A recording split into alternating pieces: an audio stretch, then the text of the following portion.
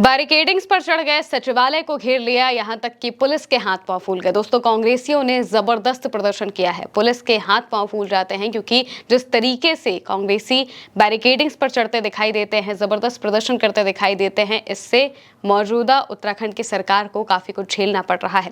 देहरादून में कांग्रेस कार्यकर्ताओं का जबरदस्त विरोध प्रदर्शन होता है। एक के बाद एक प्रदर्शन से उत्तराखंड में भाजपा सरकार की हालत खराब हो गई है। इससे पहले यूथ कांग्रेस के नेताओं ने प्रदर्शन किया था। वाटर कैनन के गोले दाग दिए गए थे उन सबके ऊपर, लेकिन फिर भी वो टस से मस नहीं होते हैं। और अब मौजूदा जो कांग्रेस का संगठन है वो बड़ी संख्या में सचिवालय घेरने के लिए निकल पड़ता है और उन्हें रोकने के लिए इतनी भारी संख्या में फोर्स और पुलिस बल लगाया जाता है, बैरिकेडिंग्स लगाए जाते हैं कि उन्हें रोकने की पूरी कोशिश की जाती है। लेकिन फिर भी वो नारे लगाते हुए बैरिकेडिंग्स पर चढ़ जाते हैं, बैरिकेडिंग्स को तोड़ने की कोशिश करते हैं और यहाँ पर पुलिस उन्हें डिटेन भी करती है। सबसे पहले आप देखिए किस तरीके से बैरिकेडिंग्स पर चढ़ते हुए जो कांग्रेस के नेता हैं, मौजूदा अध्यक्ष गणेश गोदियाल है, वो सभी दिखाई देते हैं। देखिए।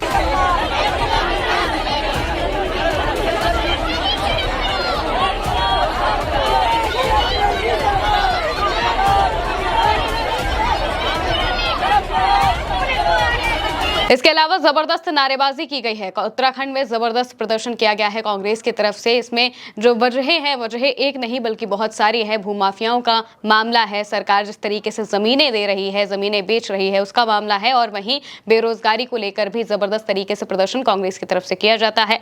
नारे लगाए जाते हैं कि जब जब धामी डरता है, पुलिस को आगे करता है। देखिए।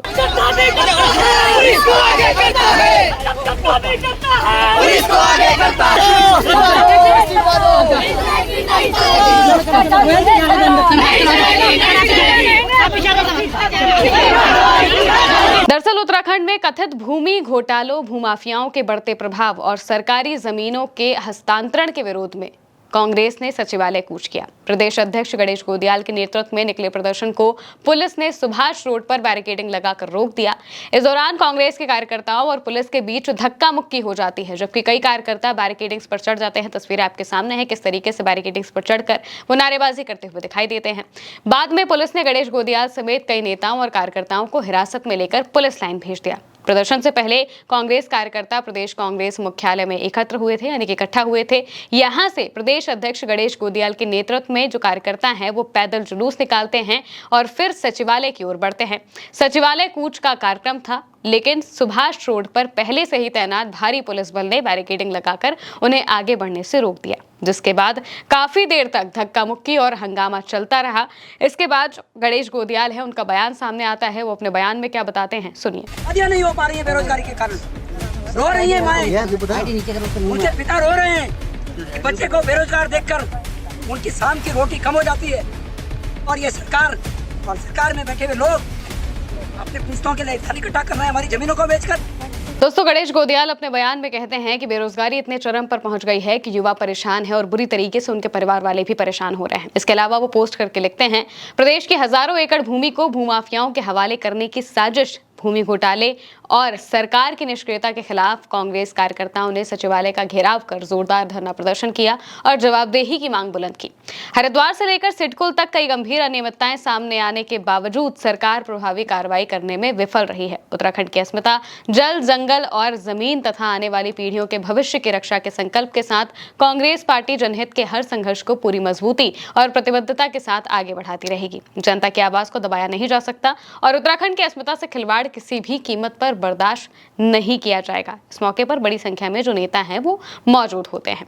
कांग्रेस की तरफ से किया गया यह प्रदर्शन ये दिखाता है कि कैसे मौजूदा सरकार के खिलाफ जो आवाजें हैं वो बुरी तरीके से उठने लगी हैं। उत्तराखंड में अगले साल चुनाव है। चुनाव से पहले इस तरीके की आवाजें उठना बहुत जरूरी होता है ताकि लोगों को पता चले कि सरकार की क्या क्या खामियां हैं, किस तरीके से सरकार काम कर रही है। और मौजूदा वक्त में जब इस सरकार को देखा जाता है, चाहे वो केंद्र की भाजपा सरकार हो, चाहे वो राज्यों की भाजपा सरकार हो, सब में एक चीज कॉमन दिखती है कि कोई भी जवाबदेही नहीं देता है। चाहे कितनी बड़ी से बड़ी घटना हो जाए, चाहे कोई भी बड़ा हादसा हो जाए, लेकिन सरकार जवाबदेही नहीं देती है। सिर्फ खाना पूर्ति के लिए जांचें बैठा दी जाती हैं, होता असल में कुछ भी नहीं है। पहाड़ पर ये प्रॉब्लम बहुत ज्यादा हो रही है कि जमीनों को बेचा जा रहा है, सरकार जमीनों को बेच रही है, जंगल बड़ी लेवल पर काटे जा रहे हैं, गर्मी किस तरीके की पड़ रही है वो सब देख रहे हैं, लेकिन फिर भी सरकार को इससे कोई मतलब नहीं है और इन्हीं सब के खिलाफ कांग्रेस की तरफ से प्रदर्शन किया जाता है। कुछ प्रदर्शन हमें दिल्ली में भी देखने को मिल रहे हैं और इसके अलावा भी अलग अलग जगहों पर जहां पर कांग्रेस है वो लगातार प्रदर्शन कर रही है, चाहे वो राजस्थान हो, चाहे वो उत्तर प्रदेश हो, चाहे वो उत्तराखंड हो, चाहे वो दिल्ली हो और चाहे वो कोटा हो। इन सभी जगहों पर कांग्रेस की तरफ से बीते कुछ दिनों के अंदर कई प्रदर्शन किए गए हैं। उत्तराखंड में भी इससे पहले यूथ कांग्रेस का प्रदर्शन देखने को मिला था, जब यूथ कांग्रेस के नेताओं ने सड़कें जाम कर दी थी, जबरदस्त प्रदर्शन किया था। और अभी भी ऐसा ही प्रदर्शन देखने को मिला है, जो ये बता रहा है कि कैसे मौजूदा सरकार घिरी हुई है और उनके पास कोई चारा नहीं है पुलिस को आगे करने के अलावा। इसी वजह से नारे लगते हैं कि जब जब धामी डरता है या जब जब सरकार डरती है वो पुलिस को आगे करती है। फिलहाल के लिए मेरे यानी महिमा के साथ इस खबर में इतना ही। आप देखते रहिए उल्टा चश्मा यूसी।